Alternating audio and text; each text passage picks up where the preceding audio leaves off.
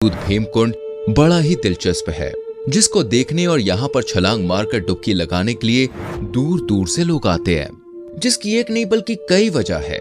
सबसे पहली चीज तो इसके पीछे का रहस्य कहा जाता है कि भीमकुंड का संबंध महाभारत काल से है। और जैसा कि आप देख सकते हैं दोस्तों, यहाँ डुबकी लगाने वाले लोगों की कोई कमी नहीं है, लेकिन फिर भी इस कुंड का पानी जितना ही साफ है उतना ही निर्मल है, जहाँ लाखों की संख्या में मछलियां ऊपर तैरती हुई नजर आ जाएंगी। दोस्तों कहते हैं कि खतरे के बारे में पहले जानवरों को पता चलता है और मछलियां तो इंसानों को देखकर ही दूर भागने लगती हैं। लेकिन भीमकुंड में अगर कोई पूरी आस्था के साथ डुबकी लगाता है तो ना मछलियां दूर भागती हैं, ना ही डर कर अंदर जाती हैं, क्योंकि डुबकी लगाने वाले श्रद्धावान इंसान से इतनी सकारात्मक ऊर्जा आती है कि मछलियों को समझ आ जाता है कि उन्हें कोई खतरा नहीं है। लेकिन इस कुंड की जो सबसे रहस्यमय बात है वो इसकी गहराई है, जिसे नापने के लिए वैज्ञानिकों ने दिन रात एक कर दिए। लेकिन दोस्तों आज तक कोई भी ऐसा वैज्ञानिक पैदा नहीं हुआ है जो ये पता लगा सके कि आखिर इस कुंड की गहराई कितनी है और वो कौन सी वजह है कि इस कुंड का पानी नीला दिखाई देता है। क्योंकि दोस्तों ये सभी खासियत कुंड की नहीं बल्कि समुंदर की होती है। तभी तो एक कुंड वैज्ञानिकों के लिए एक बहुत ही बड़ी गुत्थी बन गया है।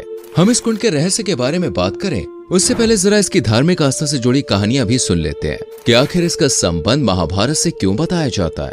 असल में दोस्तों ये कहा जाता है कि जब पांडव अज्ञातवास काट रहे थे तब उन्होंने अपना कुछ समय भीमकुंड के पास गुजारा था। असल में यह पूरा इलाका पथरीला है और चारों तरफ सिर्फ और सिर्फ पहाड़ियां ही है। यही वजह है कि यहाँ कोई आता जाता नहीं था। कहते हैं कि कई दिनों तक घूमते घूमते द्रौपदी को जब प्यास लगी तो पांडवों ने पानी की तलाश करी, लेकिन आखिरकार जब उन्हें कहीं और पर भी पानी नहीं मिला तो द्रौपदी को सबसे अधिक प्रेम करने वाले भीम अपनी पत्नी को प्यासा ना देख सके और अपने गदे से चट्टान पर जोरदार प्रहार किया, जिसकी वजह से चट्टान के नीचे से एक बड़ा सा जलाशय निकला।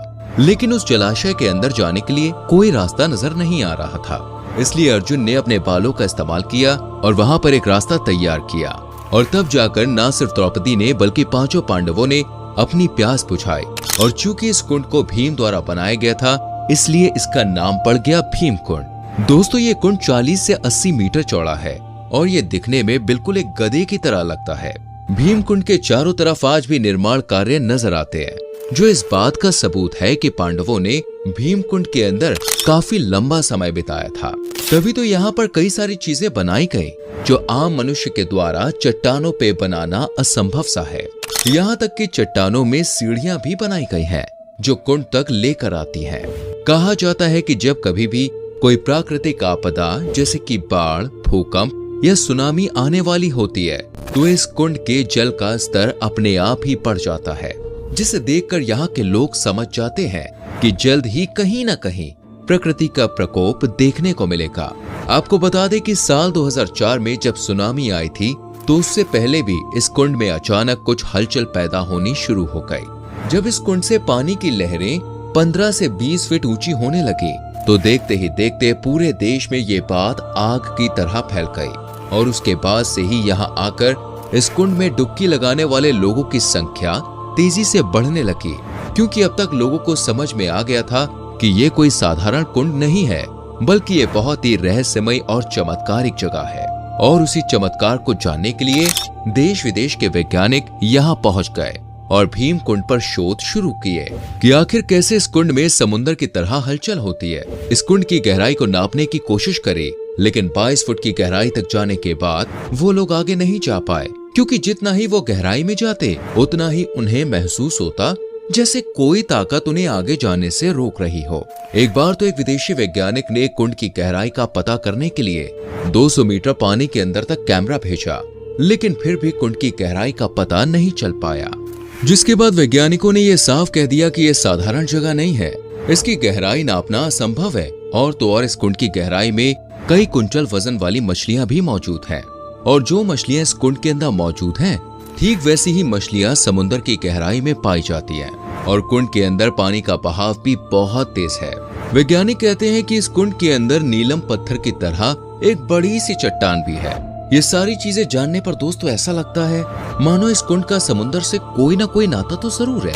और अभी कुछ ही दिनों पहले जब नेपाल और जापान में भूकंप आया था तब भी इस कुंड का जल स्तर अचानक से ही बढ़ने लग गया था, जिससे ये बात तो पक्के तौर पर पता चल गई कि ये कुंड प्राकृतिक आपदाओं को पहले से ही भांप लेता है। जब आप इस कुंड में जाएंगे तो उसके पास एक गुफा भी दिखाई देगी, जिसके अंदर शंकर जी का शिवलिंग भी विराजमान है।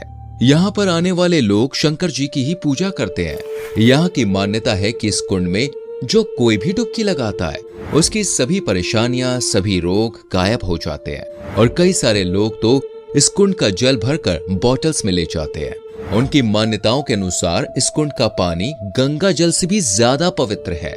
ऐसा कई सालों में देखा गया है कि गंगा के जल की तरह ही भीम कुंड के जल में कभी कीड़े नहीं पड़ते, बल्कि हिमालय पर्वत से कोई भी संबंध न होने के बावजूद इसका जल हिमालय से निकलने वाली गंगा की तरह ही बिल्कुल शुद्ध और मिनरल से भरपूर होता है। भीम कुंड अनंत स्रोत की तरह है, जिसके पानी को आप जितना ज्यादा इस्तेमाल करेंगे ये उतना ही ज्यादा बढ़ता जाएगा। इसका स्तर कभी भी कम नहीं होता और हैरानी तो तब होती है जब मध्य प्रदेश की सरकार ने एक बार इस कुंड को खाली करने की सोची, जिसके लिए वाटर पंप भी लगवा दिया गया और कई दिनों तक इसका पानी बाहर निकाला गया। लेकिन चमत्कार तो देखिए, कई दिनों तक पानी निकाले जाने के बावजूद भी यहाँ के जल स्तर पर रत्ती भर प्रभाव नहीं पड़ा। हजारों लीटर पानी निकालने के बावजूद भी यहाँ का पानी उतना ही रहा।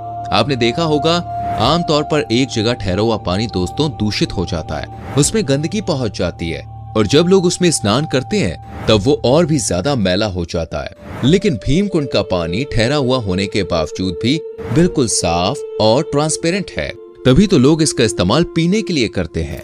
इस कुंड के बारे में दोस्तों एक और खास चीज कही जाती है कि व्यक्ति को चाहे कितनी भी प्यास लगी हो, लेकिन अगर वो इस कुंड के मात्र 3 बूंद भी पी ले तो उस आदमी की पूरी प्यास बुझ जाती है और ऐसा कई लोगों ने करके भी देखा है। इस कुंड से जुड़ी दोस्तों एक बहुत ही खौफनाक चीज ये है कि जो कोई भी इसमें डूबता है उसका मृत शरीर कभी नहीं मिल पाता।